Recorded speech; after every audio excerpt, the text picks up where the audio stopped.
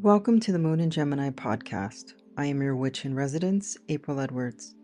This is our astrology of the week, where we follow the movement of the sky and listen for what it's asking of us. This week is layered. There is softness, tension, and initiation. And at the end of it, there is a threshold. We move through choice, desire, friction, and finally into embodiment. Let's walk through it together. April 27th, we begin the week with quiet alignment. The Sun in Taurus forms a sextile to the North Node in Pisces. This is a moment where who you are becoming and what you are building begins to speak to each other. Taurus grounds, Pisces dreams. Together they create an opening where intuition can become something real. This may show up in your life as a subtle but clear sense of direction, or a feeling that something is right, even if you can't fully explain why, or a decision that supports both your stability and your growth. This is not loud energy, but it is meaningful. It is the kind of alignment that reveals itself through ease rather than force.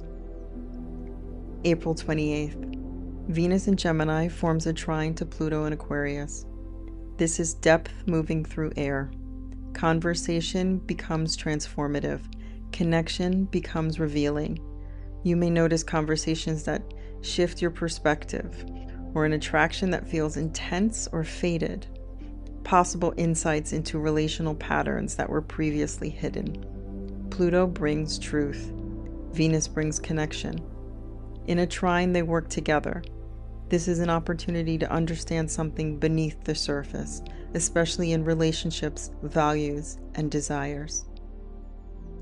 April 29th, Venus in Gemini square the North Node in Pisces. The next day, tension enters. This transit creates friction between what feels engaging in the moment, Gemini, and what is aligning with your deeper path, Pisces. You may feel pulled in two directions. Curiosity versus commitment, distraction versus meaning. This is not a mistake. Squares create awareness through discomfort. Ask yourself, is this connection or this choice leading me forward, or is it just keeping me occupied? Not everything that feels interesting is aligned. May 1st, Beltane and the first full moon in Scorpio. May 1st brings us to a powerful threshold, Beltane, a fire festival, a day of fertility, life force, and the union of opposites. And this year it arrives alongside a full moon in Scorpio. We will have a separate episodes for this lunation, so we won't go deeply into it here. But know this, Scorpio full moons reveal what is hidden. They intensify emotion. They bring truth to the surface, especially where vulnerability, power, and intimacy are involved. Combined with Beltane, this becomes a potent moment of desire, creation, release, transformation. Something is reaching fullness, and something is asking to be let go. Next, we have Venus in Gemini square Saturn in Aries. This introduces a more sobering tone into the day. Venus wants connection. Saturn introduces boundaries, reality, limits.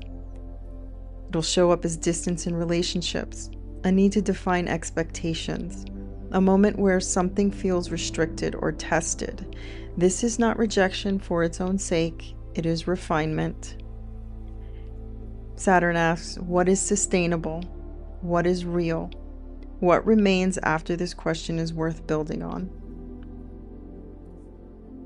Finally, Mercury in Aries conjunct Chiron in Aries. This is a moment where words meet wounds.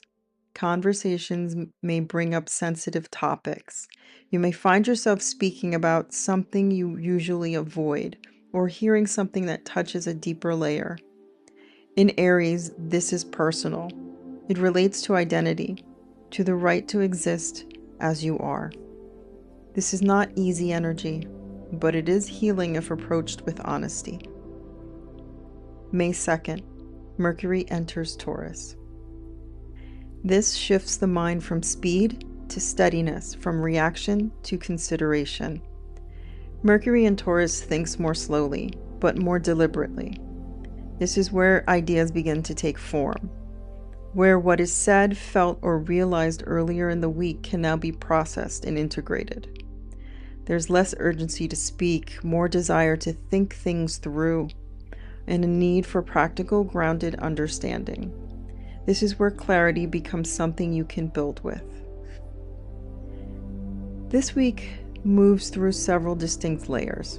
It begins with alignment, moves into depth and curiosity, encounters tension around direction, reaches a powerful emotional and energetic peak, and finally settles into grounded understanding. The rhythm is not accidental.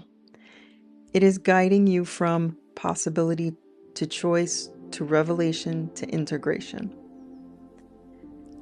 Early in the week, notice what feels aligned, but don't rush to define it.